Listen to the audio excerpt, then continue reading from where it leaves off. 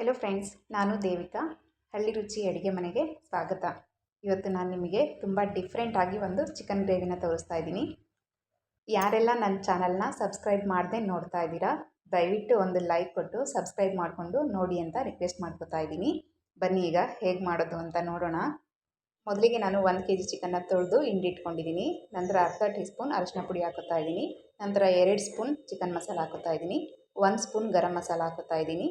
ನಂತರ ನಾನು 2 ಸ್ಪೂನ್ ಅಚ್ಕಾರದ ಪುಡಿನ ಹಾಕೋತಾ ಇದ್ದೀನಿ. ನಂತರದಲ್ಲಿ ನಾನು 2 ಸ್ಪೂನ್ ಧನಿಯಾ ಪೌಡರ್ನ ಹಾಕೋತಾ ಇದ್ದೀನಿ. ನಂತರ ಮ್ಯಾರಿನೇಟ್ ಮಾಡೋದಕ್ಕೆ ರುಚಿಗೆ ಎಷ್ಟು ಬೇಕಾಗುತ್ತೆ ಅಷ್ಟು ನಾನು ಉಪ್ಪನ್ನ ಸೇರಿಸ್ಕೊತಾ ಇದ್ದೀನಿ. ನಂತರ ನಾನು ಒಂದು ಅರ್ಧ ಟೀ ಸ್ಪೂನ್ ಆಗುವಷ್ಟು ಕಸೂರಿ ಮೇಥಿನ ಹಾಕೋತಾ ಇದ್ದೀನಿ.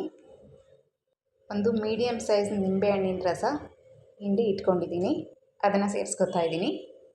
ನಂತರ ನಾನು ಒಂದು 4 ಟೀ ಸ್ಪೂನ್ ಆಗುವಷ್ಟು ಮೊಸರನ್ನ ಹಾಕೋತಾ ಇದ್ದೀನಿ. ಈಗ ನಾನು 2 ಚಮಚದಷ್ಟು ಶುಂಠಿ ಬೆಳ್ಳುಳ್ಳಿ ಪೇಸ್ಟ್ನ ಸೇರಿಸ್ಕೊತಾ ಇದ್ದೀನಿ. ಈಗ ಎಲ್ಲ ಮಸಾಲೆಗಳನ್ನು ಚೆನ್ನಾಗಿ ಮಿಕ್ಸ್ ಮಾಡ್ಕೊತಾ ಇದ್ದೀನಿ.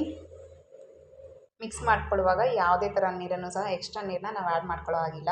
ಈಗ ನಾವೇನು ಪೌಡರ್ಗಳನ್ನ ಹಾಕ್ಕೊಂಡಿದ್ದೀವಿ, ನಿಂಬೆಹಣ್ಣಿನ ಜ್ಯೂಸು ಮತ್ತು ಮೊಸರನ್ನ ಹಾಕ್ಕೊಂಡಿದ್ದೀವಲ್ವ, ಅಷ್ಟರೊಳಗಡೆ ನಾವು ಚೆನ್ನಾಗಿ ಮಿಕ್ಸ್ ಮಾಡಿ 1 ಅವರ್ ಮ್ಯಾರಿನೇಟ್ ಆಗೋದಕ್ಕೆ ಇಟ್ಬಿಡಬೇಕಾಗುತ್ತೆ. ಈಗ ಮಸಾಲೆ ರುಬ್ಕೊಳ್ಳೋಣ. ಈಗ ಚಿಕ್ಕದೊಂದು ಮಿಕ್ಸಿ ಜಾರ್ ತೊಗೊಂಡಿದ್ದೀನಿ. ನಾನು ಒಂದು 10 ಪೀಸ್ ಗೋಡಂಬಿನ ನಾನು ಪೀಸ್ ಮಾಡಿ ಹಾಕೋತಾ ಇದ್ದೀನಿ. ನಂತರ 10 ಪೀಸ್ ಬಾದಾಮಿನ ತೊಗೊಂಡಿದ್ದೀನಿ, ಅದನ್ನು ಹಾಕೋತಾ ಇದ್ದೀನಿ. ನಂತರ ನಾನು ಕೊತ್ತಂಬರಿ ಮತ್ತು ಪುದೀನನ 2 ಒಟ್ಟಿಗೆ ತೊಳೆದು ಹಾಕೋತಾ ಇದ್ದೀನಿ. ಕೊತ್ತಂಬರಿ ಸೊಪ್ಪು ಸ್ವಲ್ಪ ಜಾಸ್ತಿ ತೊಗೊಳ್ಳಿ, ಪುದೀನ ಸ್ವಲ್ಪ ಕಡಿಮೆ ತೊಗೊಳ್ಳಿ. ಮತ್ತು 4 ಹಸಿಮೆಣಸಿನ್ಕಾಯಿನ ಹಾಕೋತಾ ಇದ್ದೀನಿ. ಒಂದೇ ಒಂದು ಟೊಮೊಟೊನ ಹಾಕೋತಾ ಇದ್ದೀನಿ.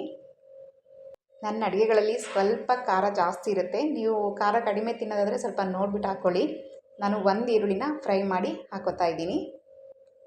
ನಂತರ ನಾನು ಅರ್ಧ ಸ್ಪೂನ್ ಕಾಳುಮೆಣಸು ಹಾಕೋತಾ ಇದ್ದೀನಿ, ಅರ್ಧ ಸ್ಪೂನ್ ಜೀರಿಗೆ ಹಾಕೋತಾ ಇದ್ದೀನಿ. ಈಗ ಮಸಾಲೆನ ರುಬ್ಬಿ ಇಟ್ಬಿಡೋಣ. ಈಗ ಸ್ಟವ್ ಮೇಲೆ ಒಂದು ತವ ಇಟ್ಟಿದ್ದೀನಿ. ತವಾದಲ್ಲಿ ನಾನು ಎಣ್ಣೆ ಹಾಕಿ ನೋಡಿ ಎಲ್ಲ ಕಡೆನೂ ಸ್ಪ್ರೆಡ್ ಮಾಡಿಕೊಂಡು ಮ್ಯಾರಿನೇಟ್ ಆಗಿರೋ ಚಿಕನ್ನ ನೋಡಿ ನಾನು ಒಂದೊಂದಾಗಿ ಈ ರೀತಿ ಹಾಕೋತಾ ಇದ್ದೀನಿ. ಬೇಯಿಸ್ಕೊಳ್ಳುವಾಗ ಸ್ವಲ್ಪ ಎಣ್ಣೆ ಜಾಸ್ತಿ ಹಾಕ್ಕೊಳ್ಳಿ, ಏಕೆಂದರೆ ಸ್ವಲ್ಪ ತಳದಲ್ಲಿ ಸೀದೋಗಬಾರ್ದು ಅಂತ ಹೇಳ್ಬಿಟ್ಟು. ಈ ರೀತಿ ಹಾಕಿ ನಾನು 5 ನಿಮಿಷ ಬೇಯಿಸ್ಕೊತಾ ಇದ್ದೀನಿ, ಒಂದು ಸೈಡ್ ಮಾತ್ರ. ಮತ್ತು ಇನ್ನೂ ಒಂದು ಸೈಡು ಇದೇ ರೀತಿಯೇ ನಾವು ಚಿಕನ್ ಪೀಸ್ಗಳನ್ನ ತಿರುಗಿಸಿ ಮತ್ತೆ 5 ನಿಮಿಷ ಬೇಯಿಸ್ಕೊಳ್ಬೇಕಾಗತ್ತೆ. ಎರಡೂ ಕಡೆನೂ ಸೇರಿ 10 ನಿಮಿಷ ಬೇಯಿಸ್ಕೊಂಡ್ರೆ ಸಾಕಾಗುತ್ತೆ.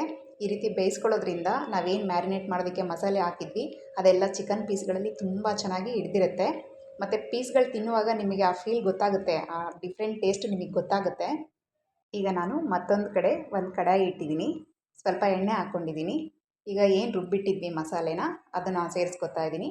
ಅದನ್ನು ಸೇರಿಸ್ಕೊಂಡು ನೋಡಿ ಚೆನ್ನಾಗಿ ಈ ರೀತಿ ಹಸಿ ಸ್ಮೆಲ್ ಹೋಗೋವರೆಗೂ ಫ್ರೈ ಮಾಡ್ಕೊಳ್ಬೇಕಾಗತ್ತೆ. ಮಸಾಲೆನ ಎಷ್ಟು ಚೆನ್ನಾಗಿ ಫ್ರೈ ಮಾಡ್ಕೊಳ್ತೀವಿ ಟೇಸ್ಟು ಅಷ್ಟೇ ಚೆನ್ನಾಗಿ ಬರುತ್ತೆ.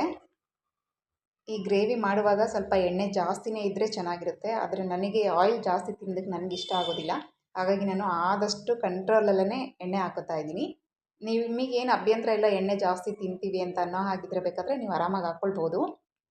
ಗ್ರೇವಿ ಫ್ರೈ ಆದ ನಂತರ ನಾನು 1 ಗ್ಲಾಸ್ ನೀರನ್ನ ಸೇರಿಸ್ಕೊಂಡು ಗ್ರೇವಿ ಚೆಕ್ ಮಾಡಿಕೊಂಡು ನೋಡಿ ಆಗಲೇ ಫ್ರೈ ಮಾಡಿಟ್ಟಿರೋ ಅಂಥ ಚಿಕನ್ ಪೀಸ್ಗಳನ್ನ ಸೇರಿಸ್ಕೊಂಡು ಚೆನ್ನಾಗಿ ಮಿಕ್ಸ್ ಮಾಡ್ಕೊಳ್ತಾ ಇದ್ದೀನಿ. ನಂತರ ನೀವು ಉಪ್ಪನ್ನ ಚೆಕ್ ಮಾಡ್ಕೊಳ್ಳಿ. ಏನಾದರೂ ಸ್ವಲ್ಪ ಸಪ್ಪೆ ಅಂತ ಅನಿಸಿದ್ರೆ ಬೇಕಾದರೆ ರುಚಿಗೆ ತಕ್ಕಷ್ಟು ಇನ್ನೊಂದು ಸ್ವಲ್ಪ ಉಪ್ಪನ್ನ ನೀವು ಸೇರಿಸ್ಕೊಳ್ಬೋದು. ನಾನು ನೀರು ಕುಡಿಯೋ ಗ್ಲಾಸಲ್ಲಿ 1 ಗ್ಲಾಸಷ್ಟು ಮಾತ್ರ ನೀರನ್ನ ಸೇರಿಸ್ಕೊಂಡಿದ್ದೀನಿ. ನೀವು ನೋಡಿಕೊಂಡು ನೀರನ್ನ ಹಾಕ್ಕೊಳ್ಳಿ. ನನಗಿಷ್ಟು ಗ್ರೇವಿ ಸಾಕಾಗುತ್ತೆ, ಹಾಗಾಗಿ ನಾನು ಇಷ್ಟೇ ನೀರನ್ನ ಹಾಕ್ಕೊಂಡಿದ್ದೀನಿ. ಈಗ ನೋಡಿ ಕ್ಯಾಪ್ನ ಮುಚ್ಚಿಟ್ಟು ನಾನು 10 ರಿಂದ 15 ನಿಮಿಷ ಬೇಯಿಸ್ಕೊತಾ ಇದ್ದೀನಿ. 15 ನಿಮಿಷ ಕರೆಕ್ಟಾಗಿ ಬೇಯಿಸ್ಕೊಂಡ್ರೆ ಸಾಕಾಗುತ್ತೆ. ಚಿಕನ್ ಎಲ್ಲ ಚೆನ್ನಾಗಿ ಬೆಂದಿರುತ್ತೆ, ಜೊತೆಗೆ ಗ್ರೇವಿನೂ ಸಹ ಒಳ್ಳೆ ಹದದಲ್ಲಿ ಬಂದಿರುತ್ತೆ. ಬಾದಾಮಿ ಗೋಡಂಬಿ ಎಲ್ಲ ಹಾಕಿರೋದ್ರಿಂದ ಸ್ವಲ್ಪ ರಿಚ್ನೆಸ್ ಜಾಸ್ತಿ ಇರುತ್ತೆ. ಸ್ವಲ್ಪ ಗ್ರೇವಿ ಹಾಕ್ಕೊಂಡ್ರೂ ಆರಾಮಾಗಿ ನಾವು ಹೊಟ್ಟೆ ತುಂಬ ಊಟ ಮಾಡ್ಬೋದು. ಈ ರೆಸಿಪಿ ನಿಮಗೆ ಇಷ್ಟ ಆಗಿದ್ದರೆ ಲೈಕ್ ಮಾಡಿ, ಕಮೆಂಟ್ ಮಾಡಿ, ಶೇರ್ ಮಾಡಿ, ತಪ್ಪದೆ ಸಬ್ಸ್ಕ್ರೈಬ್ ಮಾಡ್ಕೊಳ್ಳಿ. ಈ ವಿಡಿಯೋ ನೋಡಿದ್ದಕ್ಕಾಗಿ ಧನ್ಯವಾದಗಳು. Thank you friends. ನಾನು ಇನ್ನೊಂದು ಸಲ ರಿಕ್ವೆಸ್ಟ್ ಮಾಡ್ಕೊತಾ ಇದ್ದೀನಿ ಫ್ರೆಂಡ್ಸ್, ಯಾರೆಲ್ಲ ನನ್ನ ವಿಡಿಯೋಗಳನ್ನ ನೋಡ್ತಾ ಇದ್ದೀರಾ ದಯವಿಟ್ಟು ಒಂದು ಲೈಕ್ ಕೊಟ್ಟು ಸಬ್ಸ್ಕ್ರೈಬ್ ಮಾಡಿಕೊಂಡು ನೋಡ್ಕೊಳ್ಳಿ. Thank you.